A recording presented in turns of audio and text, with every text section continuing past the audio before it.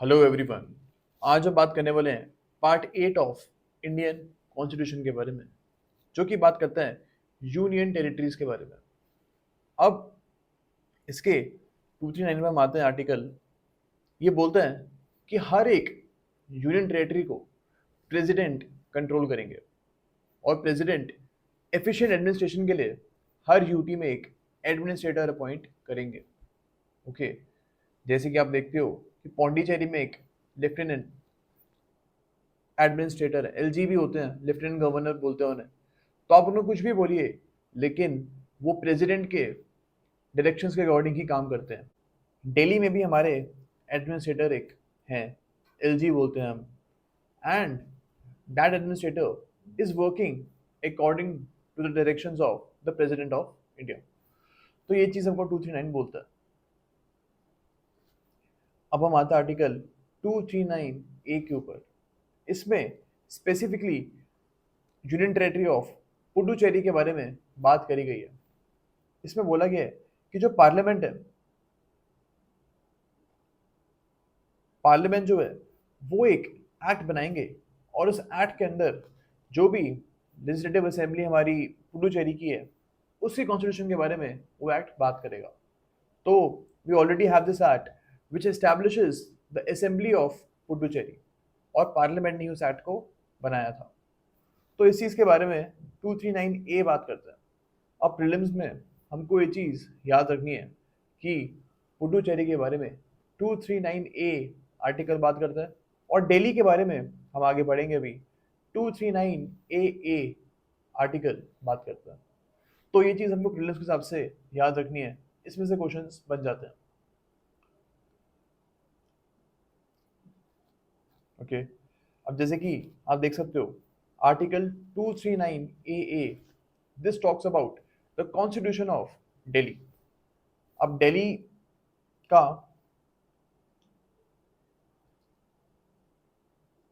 दिल्ली में जैसे आप क्लॉज 2 पढ़ोगे, there shall be a legislative assembly for the national capital territory of Delhi, and the seats in such assembly shall be filled by the members chosen by direct election from the territorial constituencies in the national capital territory।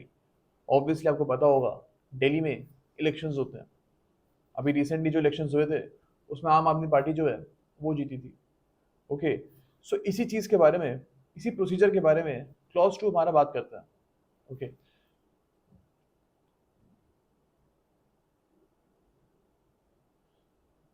तो ये चीज़ हमको इसमें याद रखनी है। And एक और चीज़ I will point out जो प्रीलिम्स का सबसे इंपॉर्टेंट है। Okay, just a second, this is also important. Clause 4 ये बोलता है कि जो काउंसिल ऑफ मिनिस्टर्स हैं दिल्ली में, वो 10% से ज़्यादा नहीं हो सकते। 10% of the assembly. Suppose assembly में 70 मेंबर्स हैं, तो मैक्सिमम मिनिस्टर्स दिल्ली में 10 हो सकते हैं, सॉरी 7 हो सकते हैं। अगर 70 मैक्सिमम मेंबर्स हैं तो उसका जो 10% है कितना होता है, 7। तो 7 से ज़्यादा मेंबर्स मिनिस्टर्स दिल्ली में नहीं हो सकते। इसमें एक और चीज़ बोली गई है कि अगर एलजी और चीफ मिनिस्टर के बीच में अनबन हो जाती है, डिफरेंस ऑफ ओपिनियन हो जाता है, उस केस में प्रेसिडेंट को उस इशू के बारे में बताया जाएगा, एंड जो भी प्रेसिडेंट डिसीजन लेंगे वो एलजी और चीफ मिनिस्टर दोनों को मानना पड़ेगा। दिल्ली में आप देखते होंगे बहुत बार ये इशू आ जाता है, there is a difference of opinion between LG and the chief minister quite regularly in Delhi. तो उस केस में हम इस पर्टिकुलर प्रोवाइजो को रेफर करेंगे। ओके, इसमें एक और चीज़ बोली गई है कि अगर बहुत ज़्यादा अर्जेंट डिसीजन मेक करना है और उस अर्जेंट डिसीजन के ऊपर डिफरेंस ऑफ ओपिनियन आ जाता है, तो उस केस में जो गवर्नर है, हमारे लेफ्टिनेंट गवर्नर जो हैं, उनका डिसीजन माना जाएगा। He can take the decision, and वो चीफ मिनिस्टर के डिसीजन के ऊपर उसको हम रखेंगे। तो यही चीज़ हमको इसमें बोली गई है। And pending such decision, it shall be competent for the lieutenant governor in any case where the matter in his opinion is so urgent that it is necessary for him to take immediate action, to take such action or to give direction in the matter as he deems necessary। तो यहाँ पे ये lieutenant governor के पास power है। अब हम आते हैं 239A-B के ऊपर। इसमें बोला गया है कि अगर नेशनल कैपिटल टेरिटरी में, दिल्ली में, अगर कॉन्स्टिट्यूशन मशीनरी फेल हो जाती है, ओके, उस केस में क्या हो सकता है, प्रेसिडेंट जो है वो, आप बोल सकते हो कि इमरजेंसी डिक्लेयर करवा सकते हैं दिल्ली में। एंड उससे ये होगा कि जो दिल्ली की गवर्नमेंट है वो no longer, the government will no longer function, and जो कंट्रोल है दिल्ली का वो प्रेसिडेंट के अंडर आ जाएगा। Okay, so this is what article 239A-B says. Okay, अब हम आते हैं आर्टिकल 239B के ऊपर, जो कि बात करता है ordinance making power of the union territory of Puducherry. तो जो सेम प्रोविजंस हमने पढ़े थे ऑर्डिनेंस के रिगार्डिंग, वो यहाँ पे भी है, कुछ डिफरेंस नहीं है इसमें।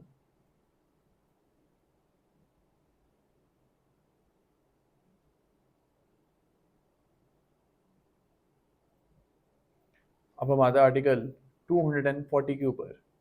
इसमें बोला गया है कि प्रेसिडेंट जो है वो जो ड्यूटीज गिवन है हमें लिस्ट में, इनके इफेक्टिव गवर्नेंस के लिए रूल्स बनवा सकते हैं। ओके, तो यही हमको 240 में बोला गया।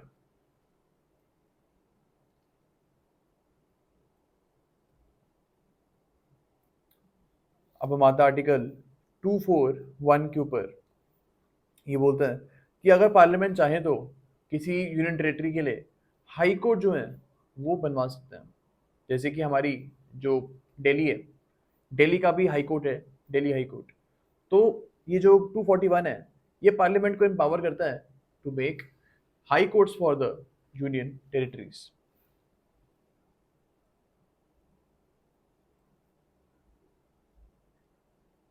अब जो आर्टिकल 242 है ये रिपील हो चुका है, and we don't have to read this. अब हम आते हैं पार्ट 9 के ऊपर, जो कि बात करता है पंचायत की। अब इसमें बहुत सारे आर्टिकल्स गिवन है आपको, 243 तो है ही, इसके अलावा 243A, B, C, काफ़ी सारे डिफरेंट फॉर्म्स गिवन है हमें, and we don't have to actually you know remember all these articles from exams point of view. Just एक बार आप इनको रीड कर लेना if you have a lot of time, but otherwise आप इनको छोड़ भी सकते हो, because exam point of view से ज़्यादा इंपॉर्टेंट नहीं है ये। ओके, सो बस हमको ये चीज़ याद रखनी है जो प्रीलिम्स में क्वेश्चन बन सकता है, कि पंचायत के रिगार्डिंग कौन सा आर्टिकल गिवन है हमें कॉन्स्टिट्यूशन में, तो वो चीज़ हमको पता होनी चाहिए। आर्टिकल 243 जो है वो डील करता है हमारा पंचायत से।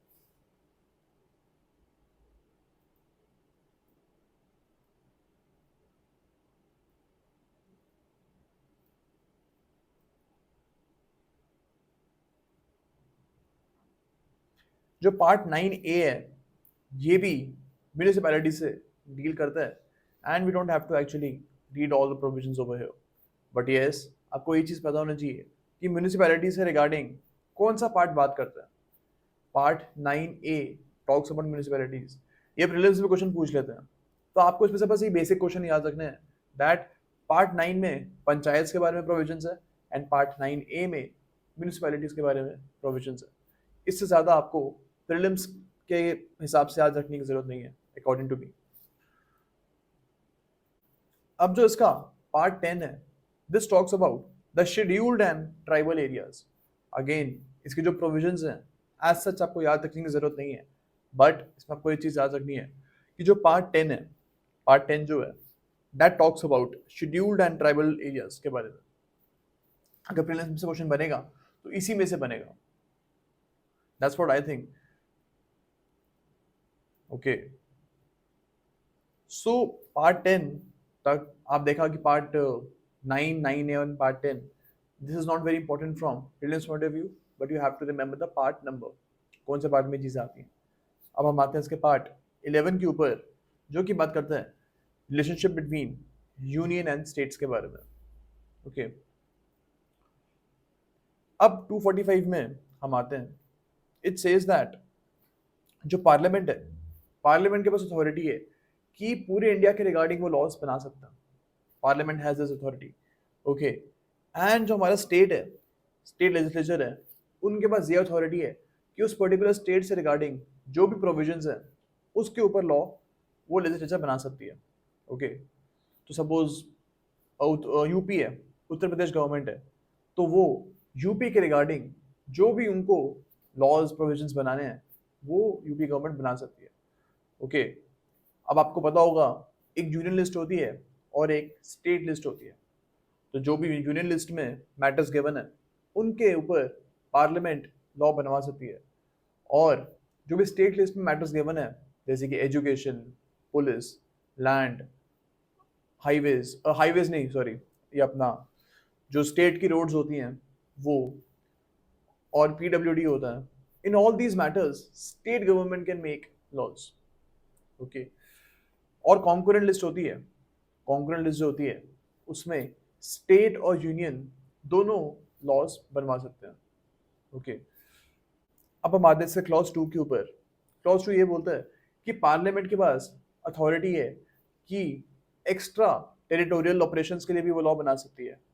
सपोज पार्लियामेंट लॉ बनाती है regarding NRIs, non residents India, non residents of India, इनके ऊपर एक लॉ बना देती है पार्लियामेंट, तो पार्लियामेंट ये चीज कर सकती है even though these people reside outside India. Okay, so ये 245 हमारा बोलता है। अब हम आते हैं आर्टिकल 246 पे। इसके बारे में हम ऑलरेडी डिस्कस कर चुके हैं, बट इसको हम रीड करते हैं एक बार। Notwithstanding anything in clauses 2 and 3, Parliament has exclusive power to make laws with respect to any matters enumerated in list 1 in the 7th schedule। तो लिस्ट 1 में, जो 7th schedule का लिस्ट 1 है, उसमें जितने भी मैटर्स गिवन है उनके ऊपर पार्लियामेंट के पास एक्सक्लूसिव पावर है टू मेक लॉज। जैसे कि डिफेंस हो गया, फॉरेन रिलेशंस हो गए, ये सारे के सारे जो मैटर्स हैं ये लिस्ट 1 में गिवन है ऑफ शेड्यूल 7। ओके, तो इनके ऊपर सिर्फ और सिर्फ पार्लियामेंट ही लॉज बना सकती है। स्टेट लेजिस्लेचर वो इन मैटर्स के ऊपर लॉ नहीं बना सकती। क्लॉज 2 में हम आते हैं। Not withstanding anything in clause 3, parliament and subject two clause 1, the state legislature also have powers to make laws with respect to any matters in list 3। तो लिस्ट 3 जो होती है हमारी, उसको हम बोलते हैं कॉन्करेंट लिस्ट। इसके ऊपर स्टेट गवर्नमेंट एंड यूनियन जो गवर्नमेंट है, यूनियन जो हमारी लेजिस्लेचर है, वो दोनों के दोनों लॉज इस लिस्ट 3 के ऊपर बना सकती है। ओके, तो ये चीज़ हम ऑलरेडी डिस्कस कर चुके हैं। एंड क्लॉज 3 का ये बोलते हैं कि जो लिस्ट 2 है उसको हम बोलते हैं स्टेट लिस्ट। उनके ऊपर जो उनमें मैटर्स गिवन है उनके ऊपर सिर्फ और सिर्फ स्टेट लेजिस्लेचर ही लॉज बना सकती है। जो हमारी पार्लियामेंट है वो उन मैटर्स के ऊपर लॉज नहीं बनाएगी। अब हम आते हैं आर्टिकल 247 के ऊपर। 247 ये बोलता है कि पार्लियामेंट के पास अथॉरिटी है कि वो एडिशनल कोर्ट्स एस्टैब्लिश कर सकती है। एडिशनल कोर्ट्स किस चीज़ के लिए एस्टैब्लिश करेगी parliament? For better administration of the laws made by the parliament। तो जब पार्लियामेंट ने लॉज बनाए हैं उनकी इफेक्टिव एडमिनिस्ट्रेशन को करने के लिए एडिशनल कोर्ट्स जो है वो पार्लियामेंट बनवा सकती है। 248 में हम आते हैं। ये बोलते हैं कि कोई ऐसा मैटर है जो कि ना ही कॉन्करेंट लिस्ट में गिवन है ना ही स्टेट लिस्ट में गिवन है, इन मैटर्स के ऊपर पार्लियामेंट ही लॉ बना सकती है। ओके, स्टेट गवर्नमेंट चाहे तो इन मैटर्स के ऊपर जो है लॉज नहीं बनाएगी, ये सिर्फ पावर पार्लियामेंट के पास ही है।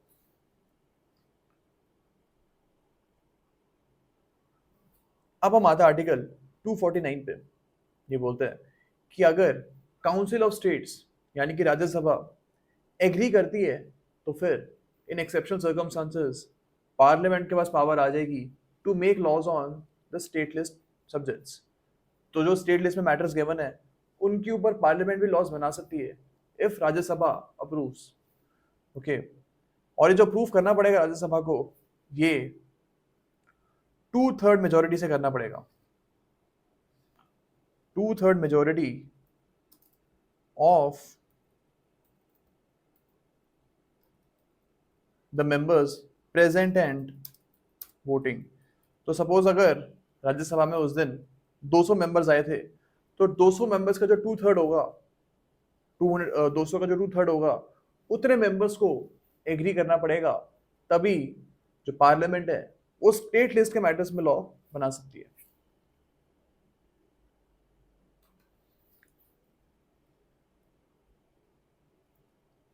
इसका क्लॉज 2 ये बोलता है कि जो भी आप ये लॉ बनाओगे, इनकी वैलिडिटी जो है वो 1 ईयर से ज्यादा नहीं रहेगी। आपको यही चीज इसमें याद रखनी है बस। ओके, अब हम आते हैं आर्टिकल 250 के ऊपर। आर्टिकल 250 ये बोलता है कि अगर देश में इमरजेंसी लगी हुई है, in that case parliament will have the authority to make laws on the subjects mentioned in the state list. जो स्टेट लिस्ट में जो भी सब्जेक्ट्स मेंशन्ड है, उनके ऊपर पार्लियामेंट लॉ बना सकती है if there is a emergency issued in the country. Okay, तो यही चीज हमको इसमें समझनी है। और ये जो लॉज पार्लियामेंट बना रही है स्टेट लिस्ट वाले, इनकी वैलिडिटी कब तक रहेगी? ये तब तक के लिए वैलिड रहेंगे जब तक इमरजेंसी जो है वो चल रही है। जब इमरजेंसी खत्म हो जाएगी, उसके 6 महीने के बाद इन जो लॉज जो बने हैं वाले स्टेट लिस्ट वाले, इनकी वैलिडिटी एंड हो जाएगी। ओके, तो ये हमको क्लॉज 2 में गिवन है। अब हम आते हैं आर्टिकल 251 के ऊपर। 251 ये बोलता है कि अगर पार्लियामेंट के लॉज में और स्टेट के लॉज में कुछ इनकंसिस्टेंसी आ जाती है, okay, in that case the laws made by the parliament will prevail over the laws made by the state. Okay, तो यही चीज हमको आर्टिकल 251 में बोली गई है।